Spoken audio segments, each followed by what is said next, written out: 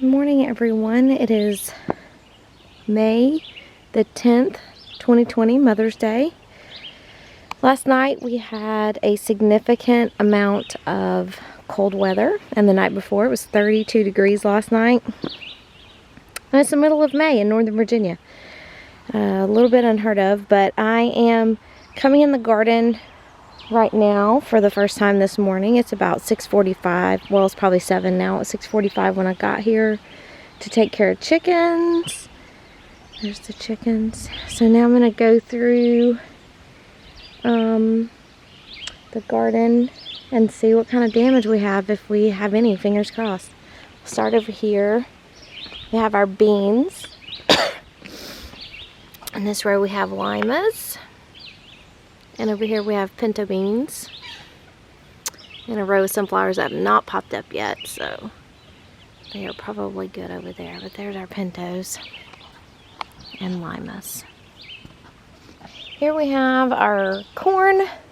I normally try to plant, I follow a lot of small farms around here that grow for their markets or to go to the farmer's market. So typically when they are planting outdoors and I see that they're planting, I normally plant. Everyone has told me that it's too cold for corn right now, but all of the local farmers, the day after they planted their corn, I planted mine. So Bo and I worked to get the corn planted. I've got some cute little corn popping up here. And got to come out today and get these leaves out. We had a really windy nights with this cold front. Get the leaves out and debris and get this cleaned up. So next we will go to our melons. These I covered with nursery pots. So we will get them all uncovered. Okay. I got all those uncovered. Looks like everyone's doing great this morning. Got, again, our watermelon. We've got some pumpkins here. The pumpkins are doing great. We will see what weeding out we need to do, if any. Was waiting to do this last frost to see what weeds popped up, and then if we need to thin out any plants, we will do that after this frost. So this week we'll be thinning some of our plants so they're not overcrowding each other and fighting for nutrients in the soil. Okay, now we are back towards the front of the garden. Right when you walk into the right, I have our green beans. I did an experiment with my green beans this year. You're not supposed to plant indoors. You're supposed to direct sow your green beans. However, I wanted to try just to see. They don't really like their root system to be disturbed. So I planted these green beans. These are white pole runners. And I planted them on about a month after I planted these. These are Blue Lake pole. And you can tell something has gotten into some of mine. I've treated them with neem oil. I will probably do some more neem oil on them this week since we did have rain. But you can see the difference. And my indoor starts are thriving just as well. They're bigger and they're doing great. So yes, it's a lot of work to not just direct sow your beans. It was twice the time, but I will now have, you know, a little early harvest of beans while I am getting ready for the others to grow. So that'll be interesting. Okay, I now have the bean area behind me, and I have our squash and okra and peppers covered in these two raised beds here. Pan out and show you the rest of the setup. We're just over here with the corn and the melons, and the lima beans and pinto beans are back on this wall. So let's see how our squash, okra, and peppers are looking this morning. Okay, so looks like everything looks like it made it. I'm trying something new with some of my squash and zucchini this year. I know you can tell that they're grown a little close here. I'm going to be thinning these out, like I said, after this week gets past us to see which plant survives. And I'm going to try vertical gardening on this bed of squash and zucchini. That is why they are planted so close. I have them in other spots in the garden, and I will also have some in my corn bed when they get about waist high on me. I'm about 5'2", so when they get about waist high for me, I will plant some squash over there too and grow those in a more traditional way. But this year I want to try something new. I'm going to do vertical growing on my zucchini and yellow squash. So interested to see. All of my plants survived. That one looks a little puny right here, but might perk up. We're going to have a pretty sunny day today, so we will see how they do here. And then my okra, I had a bird get after my okra.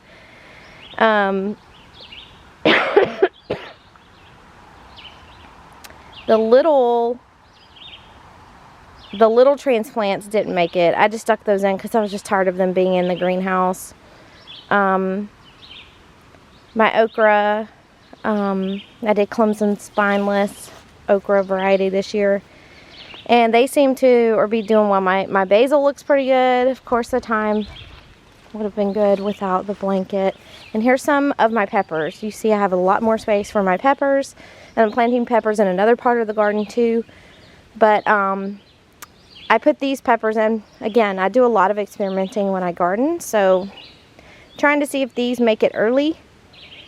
And if they do, then because I'm in zone 7A, and in Northern Virginia we have some really wild weather. I think there's a big section of the country that has some strange weather habits, especially right now. I think everybody pretty much is. But sometimes when we had such a mild winter, and this is 2020, so the coronavirus outbreak and the pandemic, whatever you want to call it, when all this crap started going on, you know, I wanted to get out of the house. So I started planting stuff early. So I'm doing a lot of experimenting this year, and I'm growing some varieties and some plants that I've never grown before. So I'm getting out of my comfort zone, and I'll take you guys along for the ride to see what you think about my progress and my ability. But I've been gardening most of my life. I'm closing in on 40 here, and my family's always had a garden. My grandparents gardened. So doing some experimenting this year. We'll see what happens.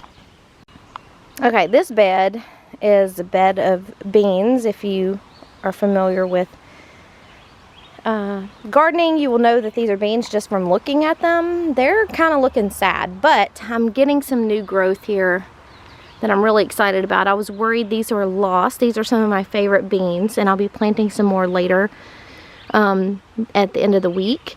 These that are all up, I started indoors. Again, I'm doing some experimenting. These are Christmas pole beans. They're a Lima bean variety. They're my favorite beans. I remember eating them as a child from our own garden. I think this is a mustard green coming up from last year. I had greens planted in this bed. So I'm waiting to see if that's what that is. The others were direct sown, and you can see some of them are starting to pop up. Just a couple of days ago, these right here on this row were not in. So looks like my direct sown are finally coming up. I haven't figured out what kind of trellis I want to put in this one. I'm kind of waiting to see, but I'm excited that these plants look like they're recovering. They were looking rough for a little while. I actually planted them, and then we got 3 inches of rain the next day, so I was stressed that a lot of stuff may be damaged. Okay, in this bed we have some strawberries and squash.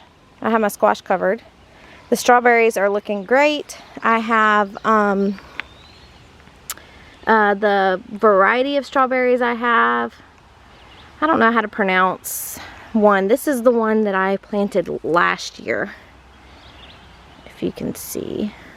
Won't focus. Am I too close? Let's see.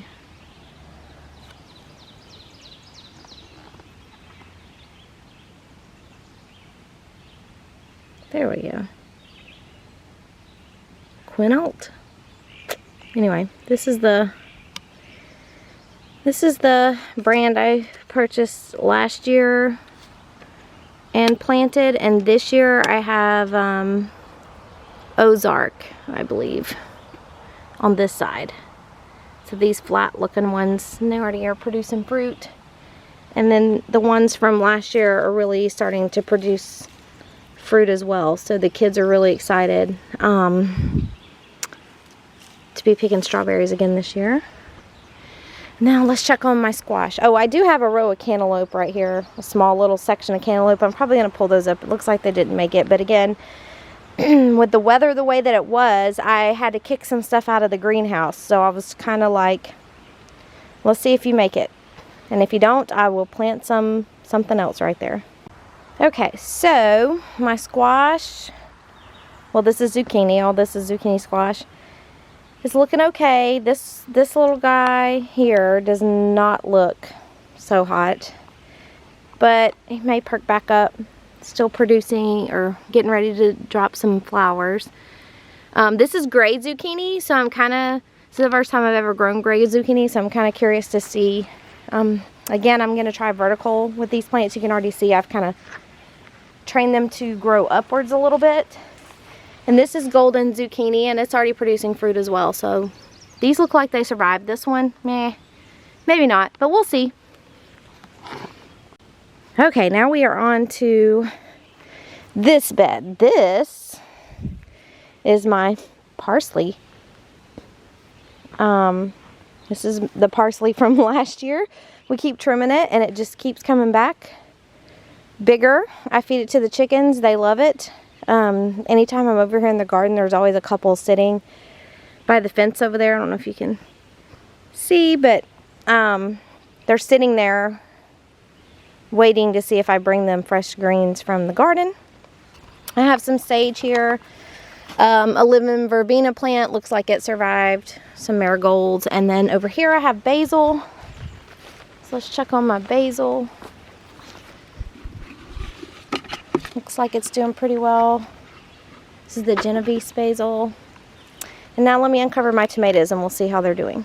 Okay, y'all, my tomato plants look like they did wonderfully. Today I'm going to do some pruning, probably later this afternoon. Let them get some sun and let the afternoon get by us, and I will come out here and prune them. Might do a video on my pruning methods. I use methods that other I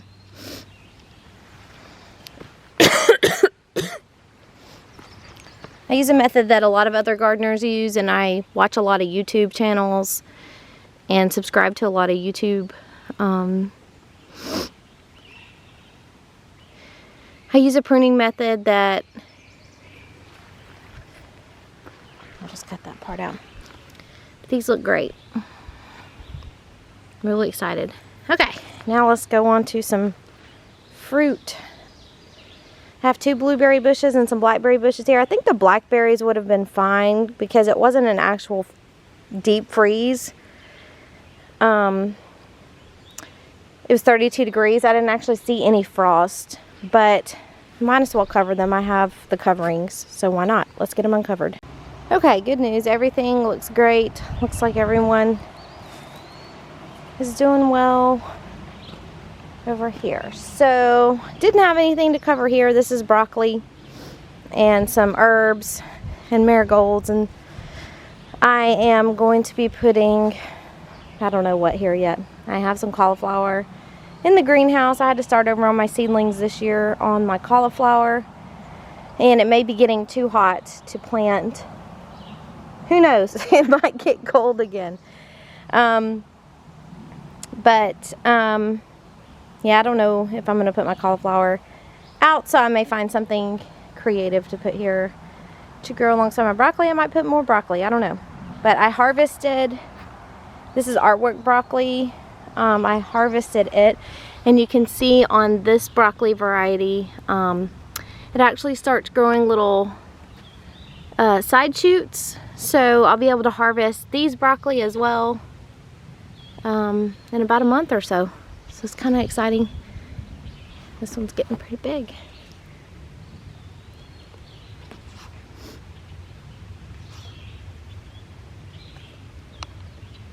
Okay, this bed is not planted yet. This is going to be for some of my tomatoes and my lemon cucumbers that are still in the greenhouse. This one has cucumbers, white spine I believe is the variety, and some Boston pickling, lettuce, marigolds, and dill. So let's get these guys uncovered. Okay, these are looking okay. I have a couple smaller plants that I was worried they might not survive. I think the sun's going to be a little too bright for you to see, but my bigger plants are doing great. Need to come spray them with some neem oil because looks like something's been munching on them back here. And then this bed has celery, Swiss chard, my garlic, which some of it seems to have not doing really well. Need to come back here and see what's going on with that. Some marigold. And I'll probably put some sort of something else right there in the center. Oh, I have some carrots. Something got in here and got in my carrots. So, not sure what it was yet, but kind of bummed about that. But I have more carrots. So let's go to that bed right here beside our compost pile that we're starting. I have my carrots and some radishes. I decided to do some radishes this year. We don't eat radishes at our house, but I thought the chickens might like them, and plus they're really easy to plant, and they're great for carrots because they help break the soil before you harvest your carrots, and they harvest in about a month. So these, don't know when these will be ready. I planted them about a month ago, so they're a little slow to grow, and it could be the soil.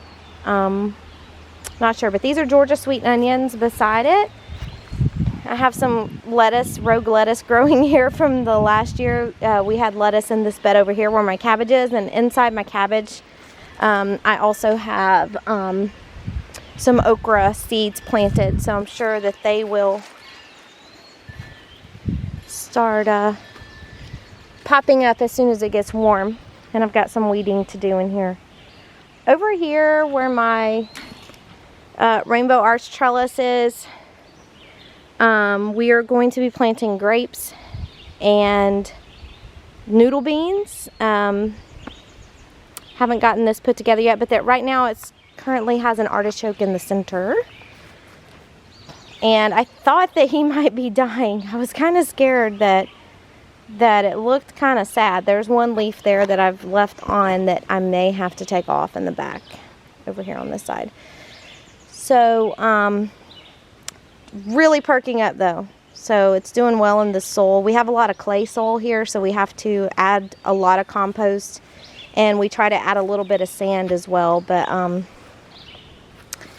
that's why I have so many raised beds. We just have really clay soil, but in some of the areas I am experimenting and trying to see what works best. I want to take you over to this far bed. Oh, forgot about this one. This bed has a lot of my cherry tomatoes, and I'm going to put my Roma tomatoes over on this bed when they're ready to come out of the greenhouse, and some herbs. So I already had some cherry tomatoes in the ground because they were just growing big. So let's get them uncovered and check on them. Okay, my cherry tomatoes look great. I don't know how to prune a micro cherry tomato. I bought this at the farmer's market. This is a micro red cherry tomato, and the plant was just so thick. I decided to just leave it. Again, experimenting this year.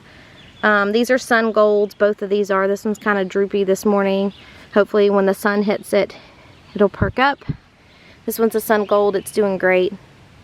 Very healthy plant. I've pruned it. It looks like it's getting a few more suckers. It could go for another pruning here soon. No, that one's good.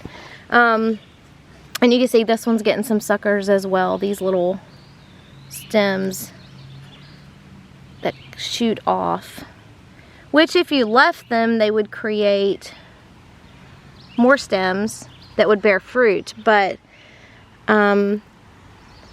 this year I'm really going to take better care of my tomato plants. They produced a lot last year, but I'm going to see if by pruning them and keeping up with them a little more, if that makes them more healthy and it keeps them producing longer, because these hopefully will keep producing into August and September if they're healthy. I have some chive back here, some basil that's probably not going to make it with this cold, but I just left it to see if it would. Some rosemary and lemon thyme and some sage over here as well. On this bed, like I said, I'm going to put my Roma tomatoes once they are ready to come out. And I've got some rosemary and sage in here, so we're ready for those tomatoes, ready for this cold weather to be gone. I think on Friday, this is Sunday now, I think on Friday we're supposed to be getting some 80-degree days back to back to back. So we got to get our well finished up here. We are off the grid on this property, but we've got to get our well finished so that I don't have to keep dragging out jugs of water. We've increased the amount of plants we're growing this year, and last year it was not fun having to water all of this by hand without a water source. So plus with the chickens, that'll make it easier too to keep them watered and clean. I'm going to move over to this far bed. Okay, so this is my sad lima bean row. I had, again, experimenting, and this is the first time we've planted in this spot. I built this raised bed yesterday out of rough cut cedar from Home Depot. I went and picked some up, and this is my first time using a skill saw. So it was not allowed to use power tools as a child because I'm very, very clumsy. A woodpecker this morning.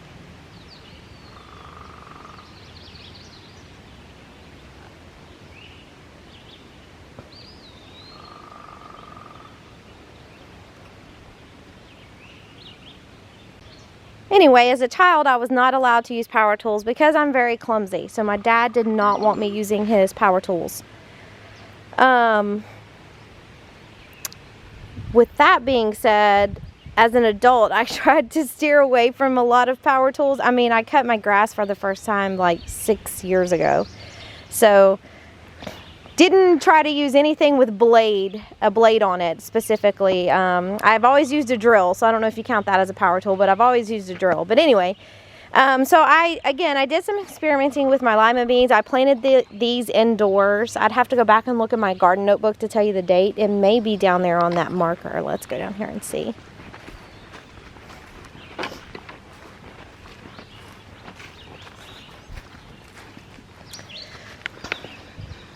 Looks like it's been rinsed off by the rain. I'll have to go back and look at my, that's useless now, my garden notebook to see the day after I planted all of this, we got 3 inches of rain. So I had sown seeds on this side, and I will share a picture of what it looked like in the video, but it was completely flooded. It washed most all of my beans away. So we tried to salvage the row. Every time it rains, these beans are like underwater. So I told Chris I wanted to build, when he heard build another raised bed, he was like, how many more raised beds are we building? Because we're running out of space in the garden. That I wanted to put some soil in here and see if I could sow some more Christmas beans or some more green beans on the other side. I don't think I have enough limas to do the whole row. I have some more lima beans, but not a lot left. So I built this yesterday, and today I'm going to fill it with soil. And on this side, I'm either going to plant Christmas beans or another row of green beans. I haven't decided yet. these Lima beans are starting to come back just like the others, and it could be that I started them inside, and that's why, you know, they looked a little stunted when they first came out. Or it could have been the water. I don't know. I honestly don't know. If the green beans on the backside that I started indoors do pretty well, then I'm going to assume that these started out pretty sad because of all of the rain that we got. So curious to see how these do. I may plant a late row of beans here. If they don't survive, I may pull them up or leave the healthy plants. But again, this one's just an experimentation row, and I'll put something else on the backside now that we've pretty much fixed all of our irrigation issues that we were having, and we'll be able to see what kind of growth I can get, and trying to maximize next year or the year after next. We've actually talked about pulling up all the raised beds and reconfiguring the space and doing away with these areas here and just make one continuous bed, just to see what happens. I don't know. We might pull up this sod too. We're going to get the weed eater out here today. We put sod in because I didn't want to walk around in the mud. And then we put this mulch in this year in the areas that we didn't have sod. Last year, this was not an area I was growing in. We tried to do some sunflowers, and the soil was just too clay, as you can see back here. It's just kind of blah, and I didn't want to invest a lot of time to try to fix it. So we originally had some sunflowers here at the first of the season, and it flooded them out with that 3 inches that we got in April. So I told my husband that I told Chris to we'll put beans back here. So we tilled it up. If I have some rogue sunflowers that make it, then great. If not, then we've got lots of green beans. On the end over here, right here, where you don't see any plants, I direct sowed some. So again, another experiment to see how long it takes those to come up, how much those produce versus how much these produce. And we added compost to the clay, just like we did over with the Lima beans and pinto beans over on this side. And you know, gonna see how it works. This little dead plant here was a Lima bean that I had left over, and I just stuck it there to see if it would make it, and it didn't. But anyway, so essentially that's the garden. So we live in Woodbridge, Virginia. My family lives, and we have a nonprofit, Semper that we operate. We founded it 6 years ago, and then 3 years ago we bought this 33 acres to build Semper on and eventually live on. It's been a long process. That's another video and another story in itself. But we're in Catlett, Virginia, which is Fauquier County. And right at the end of our road here is Marine Corps Base Quantico. My husband's a Marine, and we stayed in this area. We're originally from Atlanta in Georgia. And all of this along the road here is Marine Corps Base Quantico. So on days that they are doing their training, it is very loud over here, which is fine with us. We don't mind. Back over there where you may can see the yellow cones down the street there, that will be where we're building the actual facility for Semper Canine. The garden is meant to not only feed our family, but it's kind of therapeutic outlet for the veterans that we serve at Semper Canine. We provide service dogs to disabled veterans at no cost. My husband was a military working dog trainer in the Marine Corps, and served several combat tours with working dogs, was in Israel with a working dog as a Marine.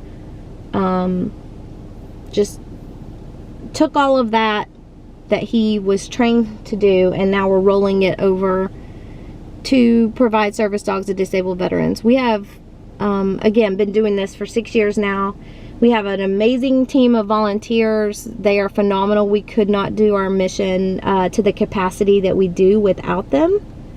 And the garden will also help feed our volunteers and their families. And when our facility is built, which hopefully will be done by the end of this year, I don't know, the garden will also act as a way to feed the families that are coming out for training. And we are a lot different than other service dog providers in the country because we invite the entire family to come to training, to work together as a family unit, whether that is parents of the combat veteran or the wounded veteran. They don't necessarily have to be a combat veteran to receive a service dog from us, but of the disabled veteran, their parents can come if that's their family. I mean, whatever their family unit looks like, we invite the family to attend. Sometimes the family doesn't come, and that's okay.